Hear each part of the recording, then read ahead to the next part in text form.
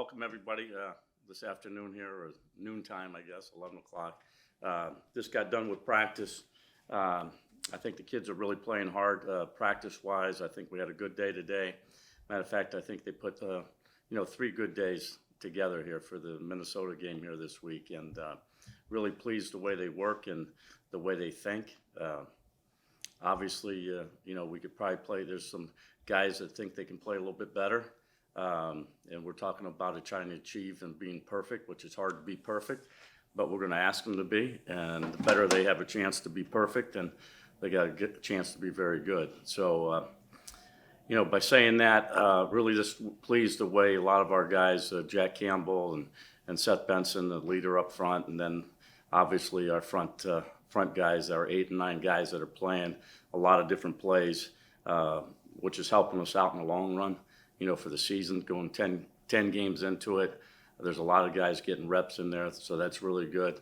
And I think in the back end, I think we kind of settled in and who's who and where we're getting lined up with, Castro's taking the cash position a little bit and leaving Cooper and Riley outside, and Kavon's doing a good job, and so is Quinn Schulte. So very pleased the way everybody's working, and we got a couple more days here to prep before the game, and looking forward to a good weekend. Chen? Hi, Phil. Thanks for doing this. After the game the other day, Kavon was talking about Cooper and said he was really good at safety in fall camp, but we haven't seen him play safety yet. In an ideal world, what is his best position in your mind from what you've seen in practice? Is it the cash, the corner, or the safety? Well, obviously, he does really well outside. I think he has the ability to play all 5 positions. And for right now, our need is basically to make sure that he stays outside. But I think he could play really well. I think he's in position to be a cash player. Is he a Monty Hooker type, probably a little bit better coverage-wise? Could he play safety and be a strong safety or a free safety to have a little bit more of the middle of the field player? We just don't have that luxury right now to take him away from the corner position, which he's been doing very well at that. Scott? Yeah, I wanted to ask you about Quinn Schulte and bringing him up and having him start, and he seems to fit the part. He had some pretty big hits early in the year and always seems to be in the right spot. How have you seen him grow, and what's kind of his upward trajectory at this point?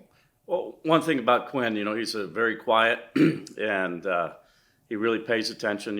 His dad being a high school coach and the family tree of there as far as being around football all the time. And it's good to have a guy out there that sees things, knows what's going on. He can gather information really fast, and I'm really happy and pleased the way he's playing. Everybody can always do better, and obviously as the season goes on, and we're asking him to do more in the box stuff here on these run teams over here. So I think he's been doing a good job, and just like his demeanor, the way he goes about his business. The biggest thing that I'd probably say is he's got to make sure he communicates loud enough, and I think he knows what he's doing. He's very confident. But I think he just needs to sometimes be a little bit more vocal, and it's kind of hard when you're a young kid trying to get in there and be a starter and take that control there. But especially when you got guys like Jack Campbell and Seth Benson, the great leadership that they have, and Logan Lee, Van Ness, and Noah Shannon. So, it's kind of hard. They got a lot of good guys together, and I think they really gel together as a team. John? Hi, Phil. How are you? I'm doing great. Yourself? I'm good, thank you. What have you seen from Kavon this year? Kavon he's really done a great job of trying to help the younger guys out behind him that some people don't notice and see. He's definitely made some plays that I think that, if he can catch the ball and stand on his feet a little bit, I think he probably could have had a couple more touchdowns. Kind of always trying to push him to the next level. I think there's some times that, everybody thinks they can always play better, and I'm sure that's the way he thinks. So I'm looking forward to these last, couple games for him and see where he goes with where he goes. He's been growing ever since he's been here. Start when he first got here, he wasn't really experienced as far as playing a lot of football, and he's gained a lot, and I think he still has some more upside up to him. Penny? Morning, Coach. Appreciate you taking the time to speak with us. Bit of a two-part question on your side on defense. To what would you attribute the improvements in third down defense and rush defense over the last few weeks? And then looking at Minnesota, number one in third down offense, and Mo Ibrahim has been running really well this entire season. What challenges do they present? How do y'all go about stopping them in those two areas? Well, it's a very good question. That's a hard thing to do, and I guess that's why you practice during the week here, like trying to prepare for them. And it's hard because they have a system which they don't get into too many long third downs. I mean, they want to run the ball, control it, a lot of RPO stuff. So you really got to do well on first and second down to get them in the third down and long to make the advantage for us. But I think the improvement for us on third down, I think it's paying attention to a little bit more detail of what we have to do, the execution that we have to make sure we do. It's not only do you do it in practice, do you do it in a game? And I think there's sometimes, I think last week we didn't hit our goal as far as third down. I think it was 67%. But I think there was, just a mental error, and I think we were probably one snap away from doing it. I thought we've been pretty good the last 3 games on third downs. That's been helping us. But then that goes back to playing well on first and second down. Trying to stop the run with these guys is very hard. I mean, he's a very good runner. We've faced him I think it's been 2 years ago when he was playing. He didn't play against us last year, but I think he's a very, very good patient runner, and he has the ability to put his foot in the ground and go vertical as good as anybody that we faced. So, it's definitely going to be a challenge, and it's going to be a challenge because of how big they are up front of the offensive line. Their interior 5 guys are very good. They're big. They've always been big. That's the way they like it. And then they also have 2 big tight ends that also get in there in the blocking scheme and make it a little bit hard for us to try to stop those, 3, 4, 5-yard gains that they keep on getting. Chen? Statistically, this is on track to be the best defense yardage-wise in the Ferentz era. What factors would you say has led this defense to be this dynamic this year? I think it's twofold. I think the commitment of the players, of what their expectations of what our standards are as a defense, of what we expect to in practice and what we expect to in the games. I think have been really good with our coaches of the way they handled their individual units and do a great job with that, and how close-knit they are. And then obviously up front, the ability to play 9 guys up front. And, I'm sitting there at the average. I think Logan Lee is probably the biggest one that has about 45 plays a game, but a lot of guys are getting 30 plays a game, 25 plays a game, and I think it's keeping us a lot fresher. And I think it also keeps us fresher doing practice of how many times they're getting reps in practice. It's a wear and tear, and you just got to make sure you just don't wear the tires out. And I think up front with Coach Neiman, Coach Bell, they do a good job of rotating them in and putting them in certain situations that's best for us at that time. So, and they have the ability, some guys have been moving around to the end and inside to the tackle, which, it kind of relieves some of the pressure off of some of the other guys that you might not be able to take to pounding all the time. So you try to keep them fresh, and then I think you always win up front, and I think just the front 7, they just know so much about what's going on up front, and the small little adjustments that nobody really knows what's going on up front besides those guys. And they do, Coach Wallace has really done a good job at linebacker, getting those guys and what we're doing with the front. So really excited about way the team is going, but obviously our standard keeps on rising at every game. You still want to play your best game every week, and that's hard to do, but that's what we're asking. Scott? Yeah, along those lines, Phil, a year ago, you only had Zach Van Valkenburg was really the only experienced guy you had coming back, and you could kind of see they were inexperienced, but you saw the talent, and then the techniques grew with the talent. In what ways have you seen that the front wall kind of grow to where not only can you play 9 or even 10 guys, but just how they execute as well as they do it, and in what ways do they do it better than they did even a year ago at this time? Well, it's definitely, as you get older, you expect to be a better football player. And, of all the things you start going through the springtime and you go through the summer, fall camp and all the progressions of you've seen where like, Yahweh Black. I mean, just look at it the way, he's missed a couple games, 4 or 5 games or something like that, but to get him back and be a factor. And I remember seeing a play for him last year compared to what he is this year.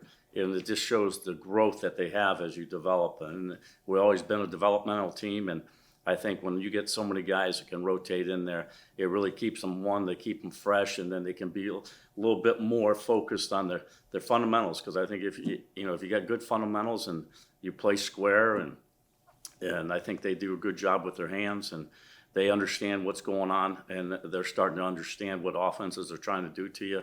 So as you get older, you get a little bit smarter and play smarter. And that's a big key with everybody in our defense, I think.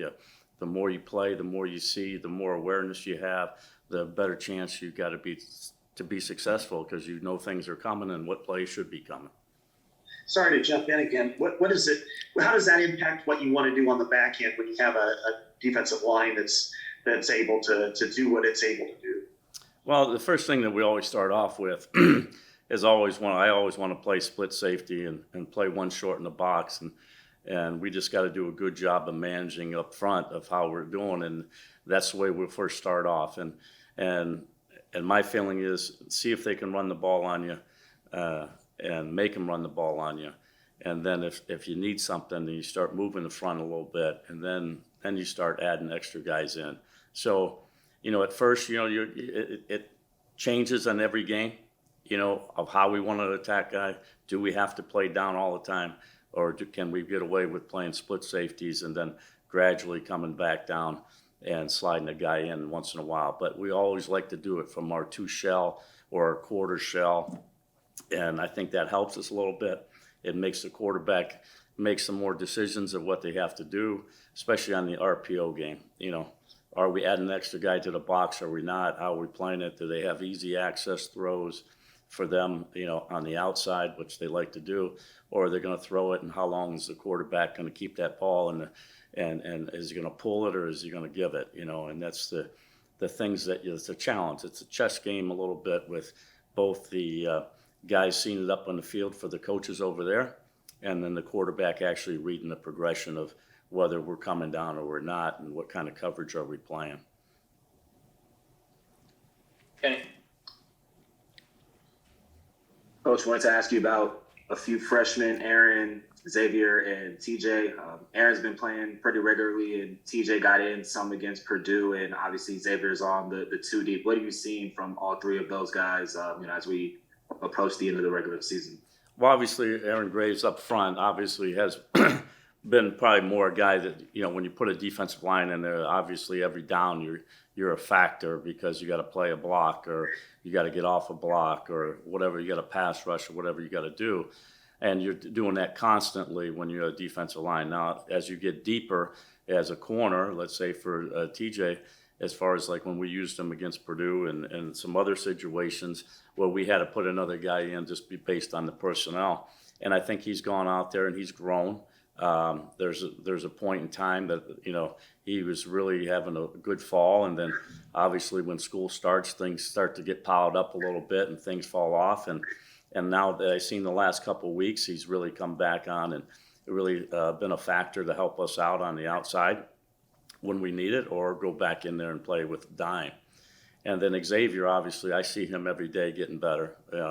Obviously, he has a good player in front of him, but I think the growth of him and what he sees himself as being and what he's doing every day, he's getting better. He's learning how to, bend his knees a little bit more and seeing the big picture. And he's really had a couple really good practices that, nobody gets a chance to see. And I think it was Monday or Tuesday, he really had a couple great interceptions, and he's starting to see the field a little bit better. And there's a lot of stuff that you have to learn when you come in here. You're just not playing one or two different coverages. There's a lot of different things that offenses try to do to you. And I think he's picked up on it pretty good. And I'm looking for it. He's got a lot of upside, and I'm happy to see his progress so far. If I could jump in on one more, Cohen got his first playing time of the season against Wisconsin. I guess same question for the previous three. What have you seen from him that's kind of allowed him to get that opportunity? Yeah, he kind of he's been on our scout team for a while, doing a lot of good things down there, and this young guy. And obviously we needed a little bit of a spark or a little bit of help in the special teams, which gave him an opportunity. And then we obviously had some guys banged up with us in the back end. So we kind of got him working a little bit with the 2s and 3s with us up on the 1s. I think he has a lot of upside potential. Him and Xavier are, very different types of body types that we usually have there at safety, comparable to Kavon, I guess. But I think he can really run. He's at great ball skills, and he's eager to play. And after the game on Saturday, he was so excited that he actually got into the game, and I was happy for him. But that's just a starting point. We played him in the game, and he still has. We can play him, I think, for 3 or 4 games here, and he can still have another year. So I really like the way he has it. Very smart. He's a great worker, and he has good size, and he can run. John? Obviously, Jack Campbell's success is not new to this year, but anything you've seen him really develop on that he's grown in now compared to, say, a year ago? Yeah, I think he has command of the defense. He understands the defense, and he knows where everybody should be and where he has to. And his leadership on the practice. Today was a great day to go out there, try to keep have a good intense practice. Things pick up when Jack when he wants to play and pick up the tempo, which is almost every day.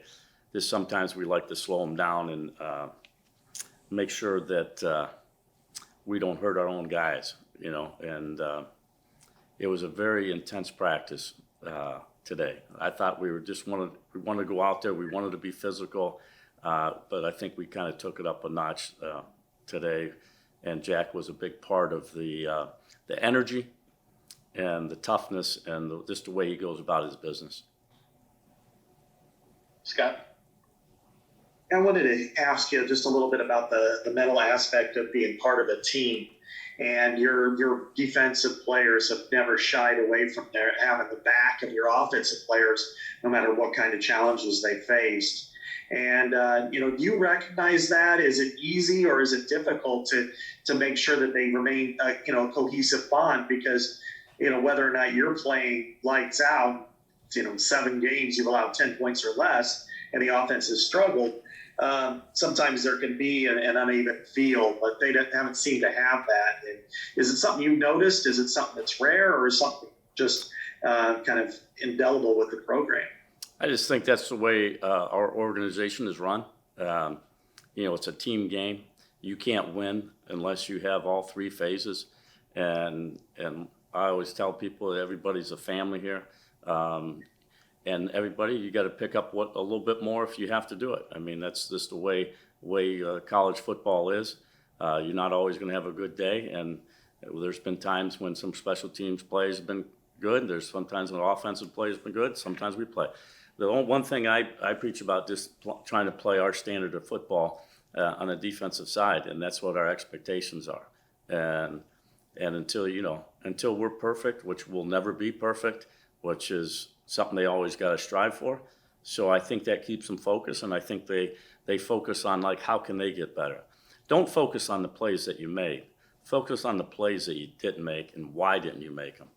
And that's the thing. I look at Riley and I see what he did on last week, and he blew a coverage, okay, but the way he responded back and a couple plays later and the effort and the hustle play on that interception, that just goes to show you this mental toughness. It's like he didn't let one play go back and affect his other one, and he had a great interception on the other side, and that's just the way they go about their business, and you love it, and I think it's that's the way we run our program. And our expectations, doesn't matter who you are, we expect you to be at your highest level at all times. And we grade what your highest level is because we see it. Some people of our players, they might think they're doing good, but we already know what they've done and we've seen it before. So if they've done it once, they can do it again. Chen? Yeah, I know your focus here is on Minnesota, but we don't get a chance to talk to you too often. So I was kind of curious, looking back at the Ohio State game, your defense actually got a lot of credit for how well you played them in a game where you give up 54 points, most in the Ferentz era. So how, as a defensive coordinator, I guess, how did you evaluate your performance as a team in that game, given all the situations you were put in that game? It's one thing, as a defensive guy, and Norm Parker always used to say, who cares who started the fire, just put the fire out. And that's kind of a little bit of the way our philosophy has always been, and that's where I came from as far as a long time ago. And, we're talking 30 years ago of what's your job and your responsibility. You're supposed to go out there, it doesn't matter where they put the ball, and our job is not to let them get in the end zone. And, obviously we take pride in that. And, I'm sure that everybody that's invested hurt after that game, and the pain.